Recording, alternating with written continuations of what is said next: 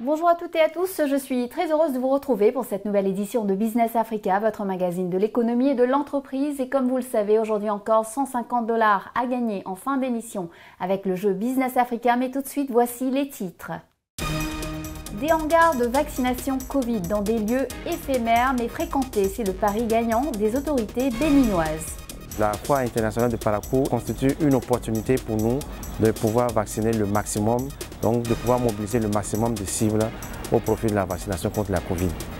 Business du recyclage des déchets et création d'emplois, une entreprise camerounaise a trouvé la solution gagnante contre la pollution. Là où il faut des grands moyens pour le faire, réduire à des moyens qu'on peut trouver localement. Je pense à la collecte manuelle, au tri manuel, à la collecte par tricycle, sensibilisation de porte en porte, des méthodes qui peuvent marcher en Afrique. Des diplômés au chômage et du microcrédit, c'est un cocktail gagnant pour fournir Khartoum en légumes. J'ai fait des études mais je ne trouvais pas de travail, alors j'ai atterri ici. C'était un de mes plus grands rêves, comme beaucoup de femmes soudanaises, d'être indépendante, d'avoir mon propre espace, mes propres idées.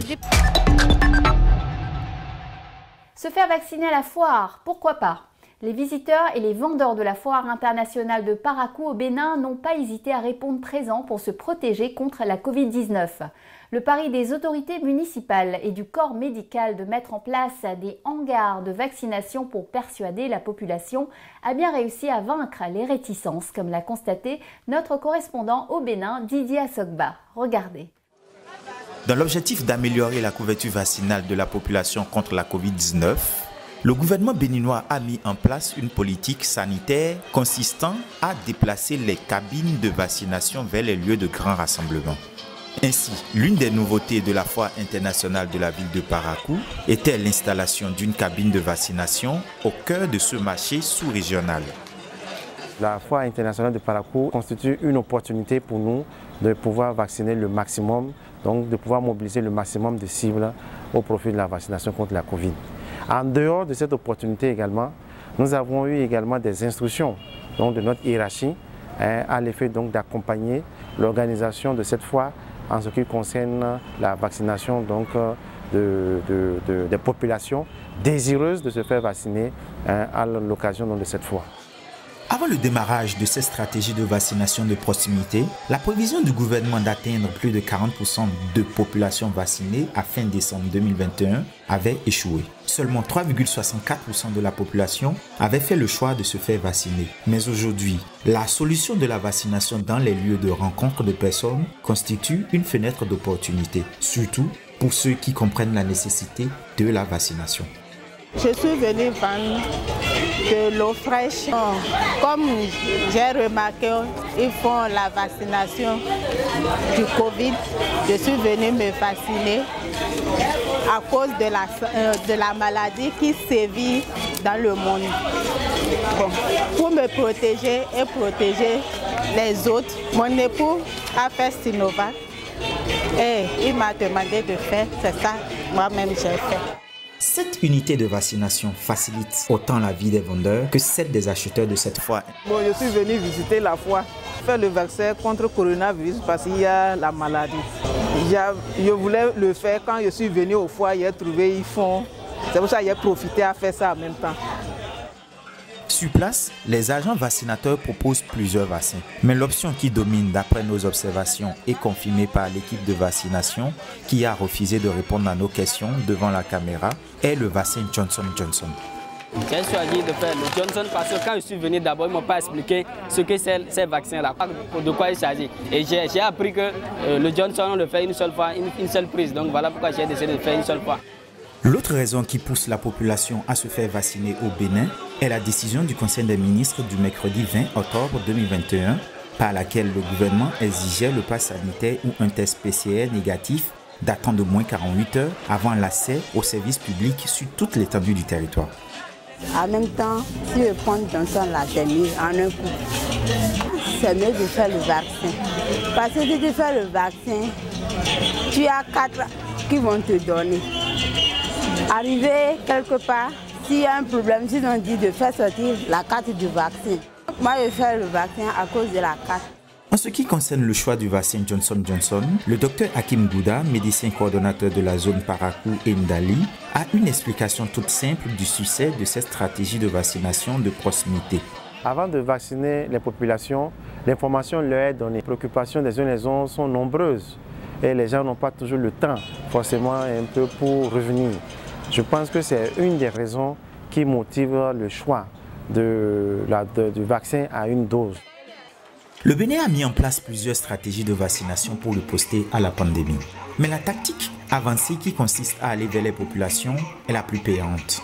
Cette méthode a fait croître le nombre de personnes vaccinées en 2 mois. Le nombre de personnes vaccinées est ainsi passé de 347 270 en novembre 2021 à 1 900 000 selon les chiffres publiés en janvier par le ministère de la Santé.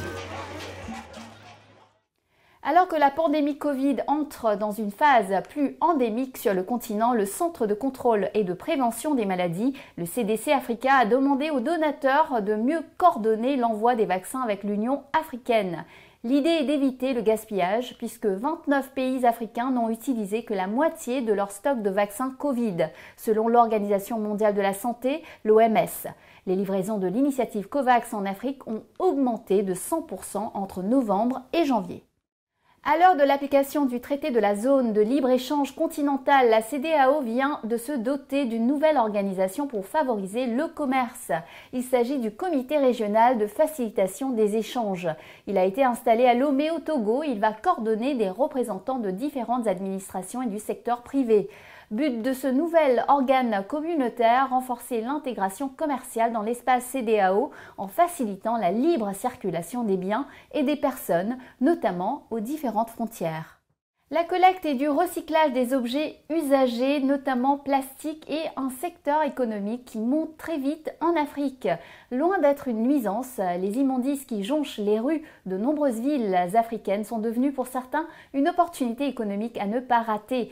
Des entreprises camerounaises ont ainsi décidé d'allier lutte contre la pollution de l'environnement et business des déchets avec de nombreuses créations d'emplois à la clé. Aboubakar Sidik Mounchili nous emmène à Douala à la découverte d'une jeune entreprise très ambitieuse dans ce secteur prometteur. Douala, capitale économique du Cameroun. L'autre visage de cette métropole qui se transforme pourtant agréablement chaque jour, c'est encore malheureusement ces nombreux déchets de toutes sortes abandonnés dans la nature par les populations dans de nombreux quartiers. Ils polluent l'environnement, bouchent les drains et créent des inondations. Pas plus tard que la semaine dernière, on a travaillé sur ces drains. On a complètement curé le drain, mais à notre grande surprise, le drain est encore bondé de déchets. Un véritable casse-tête et désastre environnemental, surtout en ce qui concerne les déchets plastiques auxquels ce jeune promoteur et son entreprise ont choisi de s'attaquer en bâtissant leur réputation sur une solution originale adaptée à la situation locale. Nous avons essayé de contextualiser au contexte camerounais en développant des solutions alternatives, c'est-à-dire que là où il faut des grands moyens pour le faire, réduire à des moyens qu'on peut trouver localement. Je pense à la collecte manuelle, au tri manuel, à la collecte par tricycle, sensibilisation de porte en porte, des méthodes qui peuvent marcher en Afrique. Cette place est le défi de jeunes étudiants camerounais conçus dans le cadre des compétitions interuniversitaires dans le pays, édition 2010, rubrique Environnement et gestion des ressources naturelles. Un groupe de jeunes qui veulent apporter une solution au problème de la pollution des plastiques dans la ville de Douala. C'est un projet qu'il fallait pour le Cameroun déjà, et peut-être l'Afrique, parce que nous avons une ambition assez large pour les problématiques environnementales en Afrique. L'entreprise, créée en 2012, manie depuis lors avec succès assainissement de l'environnement et même business autour des déchets plastiques à travers le recyclage. Les ordures constituent une mine d'or, une niche d'opportunités pour Rodrigue Gondé et toute son équipe. Red Place collecte tous les types de plastique, en l'occurrence les bouteilles, les films plastiques, donc tout ce qui est bouteilles plastiques, tout ce qui est plastique sur le site, on collecte. Les équipes de cette jeune entreprise sillonnent la ville de Douala pour collecter des déchets dans le cadre du programme Éco-Collecte et sensibilisent également les ménages au tri des ordures ainsi que les établissements scolaires. D'autres localités du Cameroun comme Yaoundé ne sont pas en reste. Une fois les déchets collectés, ces déchets sont transportés au niveau de l'usine de traitement où ils sont triés, lavés, broyés. Nous pouvons collecter jusqu'à 2000 tonnes sur nos points de collecte. Donc comme je dis, on fait une projection pour atteindre 10 000 tonnes d'ici 2025. Le travail de recyclage ou de production de la matière première pour d'autres entreprises à base des déchets collectés sur le terrain se fait ici à l'usine, bâtie en plein cœur du quartier industriel Bonabéry, situé en périphérie de la ville de Douala. Des produits finis ou semi-finis sont obtenus au bout d'un long et minutieux processus qui requiert des moyens techniques lourds, adaptés et des compétences variées. Quand ça arrive, nous pesons d'abord. Le camion rentre dans le site. Et les gens, on a des travailleurs qui font descendre ça et on pèse ça. Le travail ici consiste à plusieurs choses. Nous avons la fabrication des pavés, nous avons le tri des matières, nous avons le broyage, nous avons le pesage. On a beaucoup de travaux à faire. La main-d'œuvre de Red Place est essentiellement jeune. Pendant les vacances, l'entreprise lance même parfois des grandes opérations ou caravanes de collecte des déchets à l'intention des jeunes scolaires ou universitaires avec le concours de nombreux partenaires, des municipalités, des entreprises ainsi que d'autres acteurs engagés dans la lutte contre la pollution des villes et la préservation saine de l'environnement. Ces opérations de collecte leur permettent de gagner de l'argent pour mieux préparer la rentrée des classes en devenant des défenseurs de l'environnement et de véritables chasseurs des déchets plastiques. Elles leur donnent aussi la possibilité d'apprendre plein de choses, comme dans le cas de ces ouvriers d'usine. À travers ce travail, j'ai appris beaucoup de choses que je n'avais jamais su dans ma vie. Comment transformer les produits, les déchets déjà abandonnés en produits finis et les rendre en pavés, les transformer en produits qu'on peut encore utiliser. Je suis vraiment très émue de mon travail. Red Place a de nombreux clients, des entreprises qui prennent de la matière première, les produits issus de la transformation sortis de cette usine pour la fabrication de plusieurs autres produits encore, comme entre autres les tuiles, les chaises, les tables en plastique, les bacs à ordures et la liste est très longue. Nous faisons des produits, les granulés qui sont des matières premières pour l'industrie, en remplacement des matières premières faites à base du pétrole. Le besoin des industriels camerounais en termes de granulés est à près de 50 000 tonnes par an. Nous ne pouvons que produire, malheureusement, pour l'instant, 1000 tonnes. Et nous comptons produire 10 à 20 000 tonnes d'ici 2025 si nos investissements suivent. Pour ce promoteur et bien d'autres responsables de structures également présents au Cameroun sur le terrain et le marché de la collecte et la valorisation des déchets plastiques, ce secteur a besoin d'être soutenu. Chaque année, le Cameroun produit 600 000 tonnes de déchets plastiques avec seulement un peu plus de 20% recyclés. C'est dit qu'il y a encore à faire et surtout du gisement pour toutes ces entreprises de recyclage.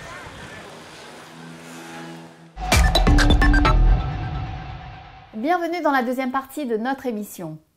Quelles conséquences les événements en Ukraine vont-ils avoir pour le continent? La réponse est tout d'abord de l'inquiétude pour 76 000 Africains, en majorité étudiants, en Ukraine. D'autres effets sont à attendre à plus long terme. L'attaque russe a ainsi semé la panique sur les marchés de l'énergie et des céréales. L'Égypte, le plus important importateur de blé, en achète une grande partie à la Russie et recherche des solutions alternatives, tout comme de nombreux pays d'Afrique subsaharienne qui se fournissent en blé auprès de Moscou ou de Kiev. Après le choc Covid, les experts s'attendent maintenant à une nouvelle poussée inflationniste sur les prix alimentaires. Et justement, une bonne nouvelle qui pourrait jouer à l'avenir sur l'évolution de ces prix alimentaires, c'est la tendance observée par des exportateurs du Rwanda dans nouvel engouement du consommateur africain pour des produits du continent.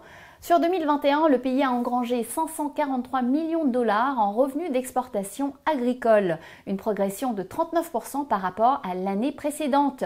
Les exportations de thé, café, fruits, fleurs et produits laitiers ont pris leur envol grâce notamment à cette tendance des consommateurs africains à penser local plutôt qu'à importer d'Europe.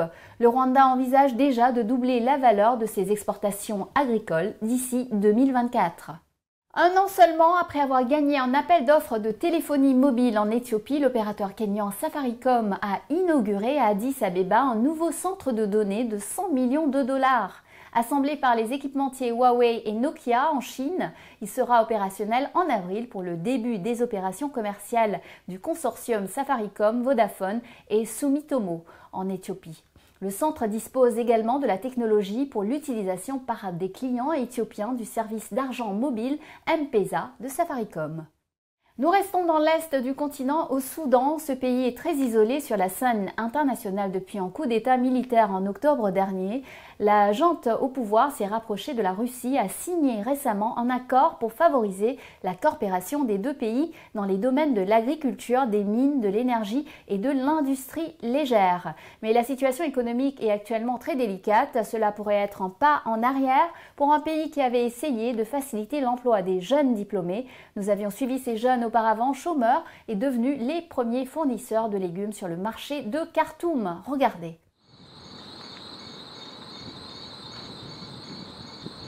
Afra travaille dans cette ferme soudanaise depuis 10 ans.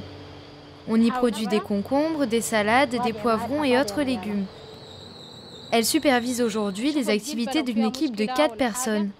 Mais avant d'être superviseur, elle fut d'abord ouvrière, avec pourtant un diplôme d'économie en poche. J'ai fait des études, mais je ne trouvais pas de travail, alors j'ai atterri ici.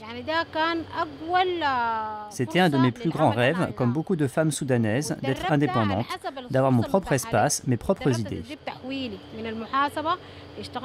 Je n'étais pas seule. Mon père et ma famille m'ont soutenu.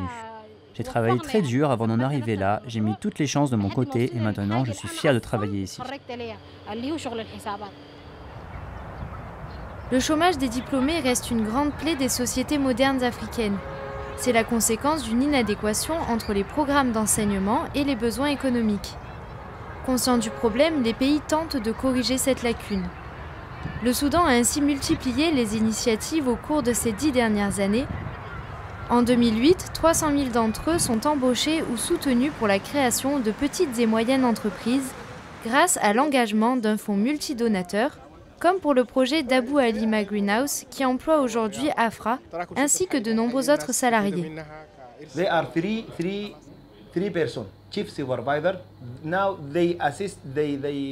Qui travaille sur ce projet? Il y a 3 superviseurs en chef qui travaillent avec l'assistant en agriculture.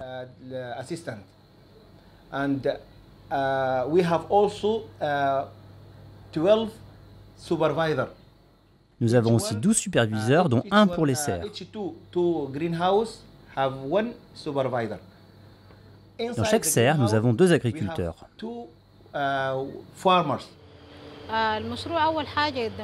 J'étudie les possibilités de reproduire le même projet que ces serres.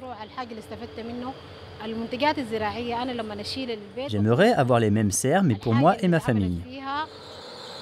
Abou Halima Greenhouse Project est présenté comme l'un des grands succès des financements de la Banque islamique de développement qui a mis en place, avec la Bank of Khartoum, IRADA, un dispositif de microfinance.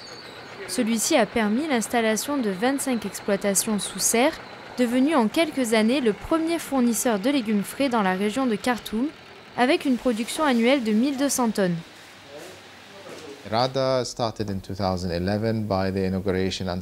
IRADA a vu le jour en 2011 grâce à la BID. Le projet avait de l'ambition et a commencé par une initiative intéressante et avec un bon financement de 215 millions de dollars, apporté non seulement par la BID, mais aussi par la Zaka Chamber à hauteur de 25%. IRADA est devenu un modèle pour toutes les banques.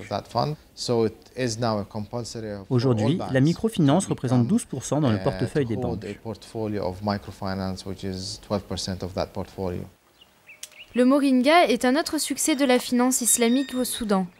Cet arbre aux multiples vertus est recherché avant tout pour ses graines qui produisent une huile très prisée par l'industrie cosmétique. Mais on exploite aussi ses feuilles, son écorce et son bois.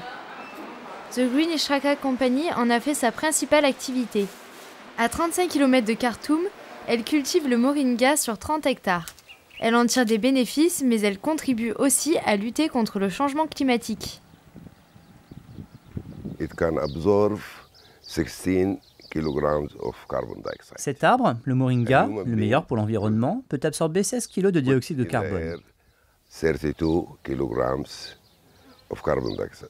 Un homme rejette dans l'air 32 kg de dioxyde de carbone, donc 2 arbres absorberont ce qu'un homme rejette.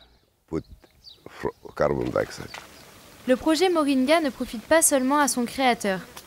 C'est aussi toute la communauté qui bénéficie des bienfaits de ces arbres, tout en participant à la lutte contre la désertification, dans un pays où le désert a progressé de 100 km vers le sud en l'espace d'un demi-siècle. Autour du Moringa, les jeunes apprennent à développer l'esprit d'entreprise. Avec l'argent gagné sur les plantations, Adel Rahim se voit déjà entrepreneur.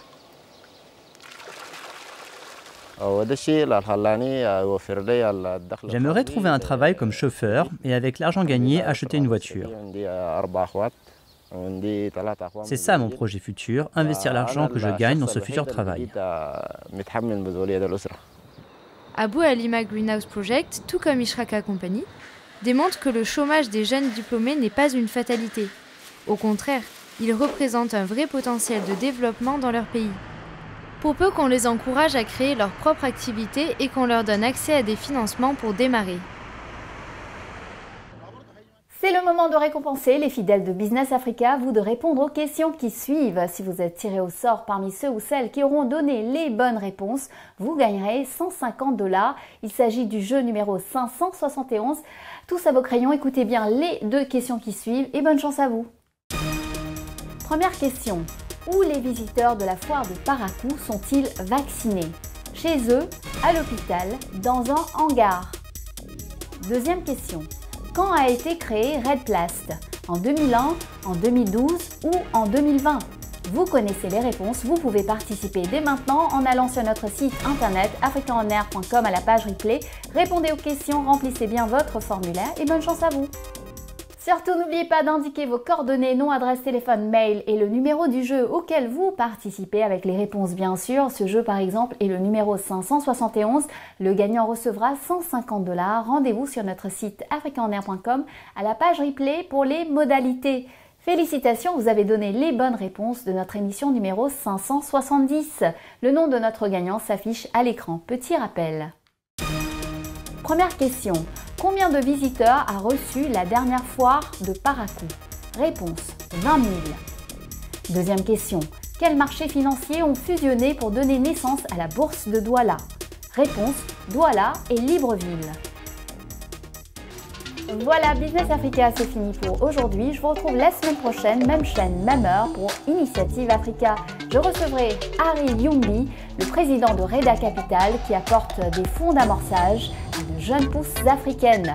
En attendant, vous pouvez revoir cette émission sur notre site internet africaonair.com ainsi que sur tous nos réseaux sociaux. N'hésitez pas à liker, partager, commenter en utilisant le hashtag Business Africa. Prenez soin de vous et à la semaine prochaine.